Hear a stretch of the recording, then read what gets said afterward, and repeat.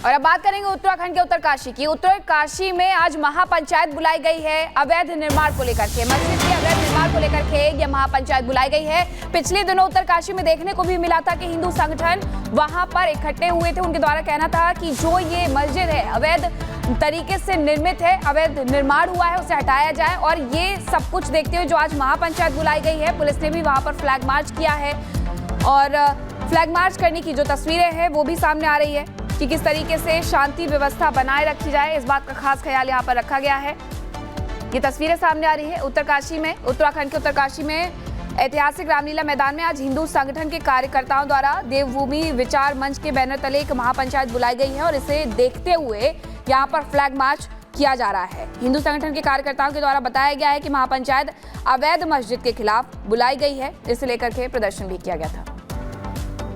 महापंचायत होना है, उसमें जो हैदराबाद के विधायक है टी राजा जी, अभी बागीनगर के विधायक हैं, वो महापंचायत में अपने हुंकार भरने आ रहे हैं। और जो हमारे महाराज जी हैं स्वामी दर्शन भारती जी वो आ रहे हैं। और हमारे जो हिंदू हृदय सम्राट हैं लखपत भंडारी जी वो आ रहे हैं। और हमारे उत्तराखंड के जो राकेश उत्तराखंडी हैं वो हिंदू हृदय सम्राट है वो भी आ रहे हैं। और जो ये अवैध मस्जिद है इसके ध्वस्तीकरण की मांग को लेकर सभी ने, हमारे जितने भी पट्टी पड़ते हैं, टकनौर पट्टी से लेकर अपने बरसाली पट्टी है, जितने भी बाड़ाहाट पट्टी है, जितना भी हमारी गायना पट्टी है, सभी लोग एक एक करके एक एक गांव से, मतलब अपने सभी लोग, माता बहनें बुजुर्ग लोग सभी। और ऐसी भी अगली बड़ी खबर आपको बता दें, पंडित धीरेन्द्र कृष्ण शास्त्री ने एक बड़ा बयान दिया है। कहा है कि एआई यानी कि आर्टिफिशियल इंटेलिजेंस के जमाने में अब जरूरत है एचआई की, हिंदू इंटेलिजेंस की। और घर घर जाकर हिंदुओं को जगाएंगे, 1 करोड़ हिंदुओं को एकजुट होने की जरूरत है। ये बड़ी जानकारी आपको दे दें, बड़ा बयान दिया है। हाल ही में पंडित धीरेन्द्र कृष्ण शास्त्री ने 9 दिनों की पदयात्रा की थी, जिसका मकसद था हिंदू एकता पदयात्रा, सभी हिंदुओं को, सनातनियों को एकजुट करना है। और इसी बीच एक बड़ा बयान दे दिया है, देश को एआई के साथ एचआई की जरूरत है, यानी कि हिंदू इंटेलेक्चुअल की जरूरत है। घर घर जाकर हिंदुओं को जगाएंगे, एचआई के लिए 1 करोड़ कट्टर हिंदुओं की जरूरत है। क्या कुछ का आपको सुनवाते हैं। हर हाल में इस देश में हिंदू एक होगा। हमको 100 करोड़ हिंदुओं में 1 करोड़ कट्टर हिंदू चाहिए, जो अपनी संस्कृति, अपनी विरासत को बचा करके रखें और पुनः स्थापना हिंदुत्व की होगी। यही हमारा उद्देश्य होगी। अब आपने कहा जब तक नहीं होगी तब तक हम जाएंगे, घर घर जाएंगे, गांव गांव जाएंगे और आप जैसे पढ़े लिखे लोगों को जगाएंगे। एआई के बाद एचआई की जरूरत है भारत में, हिंदू इंटेलिजेंट, इंटेलेक्चुअल हिंदू। और चलिए आगे बढ़ते हैं, बात तूफान फेंगल की करते हैं, क्योंकि फेंगल का तूफान कितना नुकसान, ये हम इसीलिए कह रहे हैं क्योंकि जिस तरीके से फेंगल ने दस्तक दी है उसके बाद नुकसान की जो तस्वीरें सामने आ रही हैं वो कहीं ना कहीं डराने वाली हैं। जगह जगह तबाही का मंजर देखा जा रहा है।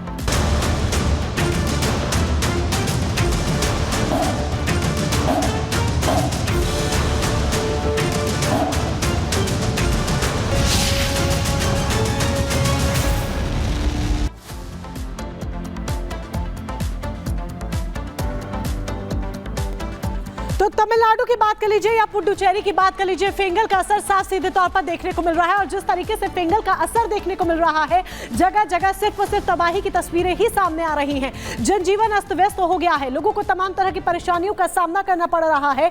तस्वीरें आपके सामने, इन तस्वीरों को जरा देखिए, कई फीट ऊंचा ऊंचा पानी भर गया है। लोगों को एक जगह से दूसरी जगह पर जाने में तमाम दिक्कतों का सामना करना पड़ रहा है। और जिस तरीके से फेंगल तूफान का असर देखने को मिल रहा है, कई उड़ानें रद्द कर दी गई हैं, स्कूल कॉलेजेस बंद कर दिए गए हैं, नुकसान तमाम यहां पर देखा जा रहा है। तेज हवाओं का सामना लोगों को करना पड़ रहा है। दक्षिण भारत में फेंगल का असर देखने को मिल रहा है। ये देखिए, समुद्र से उठती ऊंची ऊंची लहरें लोगों को डरा रही है। जिस तरीके का मौसम इस वक्त यहां पर हो रखा है, तमिलनाडु और पुडुचेरी दोनों ही जगहों पर फेंगल का साफ सीधे तौर पर असर देखने को मिल रहा है। देखिए, फेंगल अपना कहर बरपाता हुआ नजर आ रहा है। समुद्र से उठती ऊंची ऊंची लहरें आगे तेजी की तरफ बढ़ती हुई नजर आ रही है।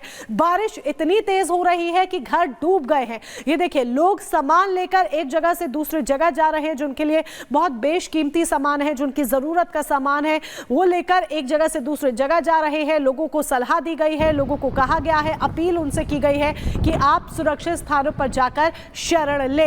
तो फेंगल का असर सीधे तौर पर देखने को मिल रहा है। उड़ानें रद्द कर दी गई हैं। अगर आप ट्रैवल कर रहे हैं फ्लाइट से तो आपको कहीं ना कहीं परेशानी का सामना करना पड़ सकता है। हालांकि ये जरूरी भी है क्योंकि ये आपके हित के लिए है। और अब ये 6 तस्वीरें आपके सामने, इन 6 तस्वीरों को जरा ध्यान से देखिए। समुद्र में उठती ऊंची ऊंची लहरें, तेज हवाओं के साथ बारिश हो रही है। देखिए कितनी तेज हवाएं यहाँ पर चलती नजर आ रही हैं और उसके साथ लगातार होती बारिश, गरजते बादल।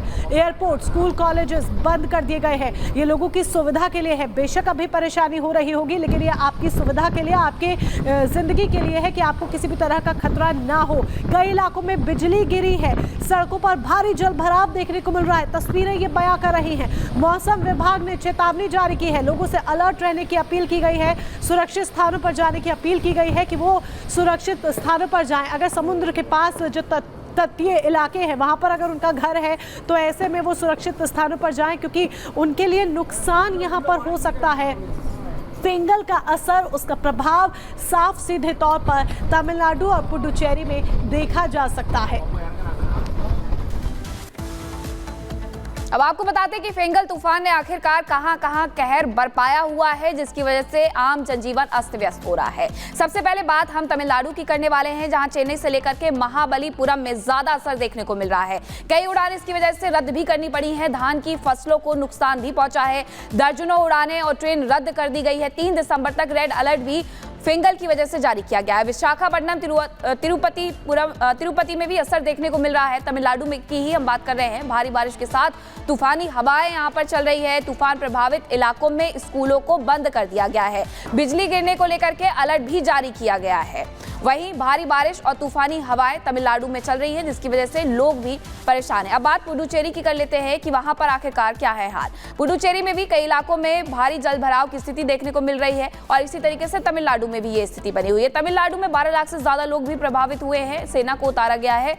और अब बात पुडुचेरी की भी बता रहे हैं आपको, जहां 12 लाख से ज्यादा लोग प्रभावित हुए। तट पर जाने से बचने की उनसे अपील भी की गई है कि आप तट से दूर रहें। उडुपी, चित्रदुर्ग में सबसे ज्यादा असर देखने को मिल रहा है। कर्नाटक में तो ये कर्नाटक के हाल है। तटीय इलाकों में रेड अलर्ट वहां पर जारी कर दिया गया है और इसी के साथ लोगों से कहा गया है कि जो लोग तटीय इलाकों में रहते हैं वहां पर ना जाए। लोगों को घर से बाहर नहीं रहने की सलाह दी गई है कि घर के अंदर ही रहें। घर से ही काम करने की अपील भी उनके द्वारा की जा रही है कि घर पर ही रहें। ज़्यादा से ज़्यादा काम अगर निपटा सकते हैं तो घर से ही पूरा करें। तो ये हाल वहां पर बने हुए हैं फेंगल की वजह से। अब ये तस्वीरें आपको दिखा रहे हैं जहां समंदर में ऊंची ऊंची कहीं ना कहीं मुश्किल हालात पैदा हो गए हैं। मछुआरों से साफ तौर पर कहा गया है कि वो बिल्कुल भी समुद्र के किनारे न जाए। तेज हवाओं के साथ बारिश हो रही है।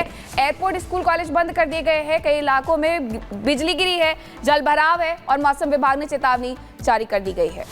और पुडुचेरी से हमारी संवाददाता अनेरी हमारे साथ जुड़ गई हैं। अनेरी, क्या कुछ जानकारी मिल रही है? कितना नुकसान की आशंका व्यक्त की जा रही है? आपको हम देख रहे हैं, आपके पीछे पता लग रहा है कितना पानी भर गया है। लोगों को तमाम तरह की मुश्किलों का सामना करना पड़ रहा है। जी हाँ, जिस तरह से साइक्लोन फिंगल का जो इम्पैक्ट रहा है, जो प्रभाव रहा है, खासकर कल रात से यहाँ पे हम देख रहे हैं कि भारी बारिश हो रही है और जिस तरह से बारिश के कारण, हालांकि मिड डिपार्टमेंट ने अब जो है वो रेड अलर्ट जारी किया था, लेकिन फिर भी हम देख सकते हैं कि किस तरह से कई इलाकों में, पुडुचेरी के कई इलाकों में हम देख रहे हैं कि यहाँ पे आप जैसे कि मेरे पीछे देख सकते हैं, ये सारा इलाका जो है वो पूरा एक रेजिडेंशियल एरिया है और किस तरह से यहाँ पे लोगों को जो है वो आने जाने के लिए तकलीफ हो रही है। जैसे कि आप यहाँ पे देख सकते हैं कि एक एम्बुलेंस है जो यहाँ पे मूव करने के लिए, यहाँ से आगे बढ़ने के लिए कोशिश कर रही है, लेकिन जिस तरह से यहाँ पे पानी का प्रभाव है, वाटर लॉगिंग जो है, आप यहाँ पे जैसे देख रहे हैं कि ये सारा जो है ये साइक्लोन फिंगल के प्रभाव का नतीजा है। हालांकि एनडीआरएफ टीम्स, एसडीआरएफ टीम्स जो है वो कई जगहों पे डिप्लॉय किए गए हैं। स्टेट गवर्नमेंट भी यहाँ पे सिचुएशन को क्लोजली मॉनिटर कर रही है, लेकिन साथ ही साथ मिड डिपार्टमेंट ने जो है वो अलर्ट जारी किया है। और इस वक्त भी जैसे कि आप यहाँ पे देख सकते हैं कि अभी के लिए तो बारिश रुक गई है, लेकिन अब हवा इतनी तेज चल रही है कि करीब 70 to 80 kilometre per hour alert जारी कर दिया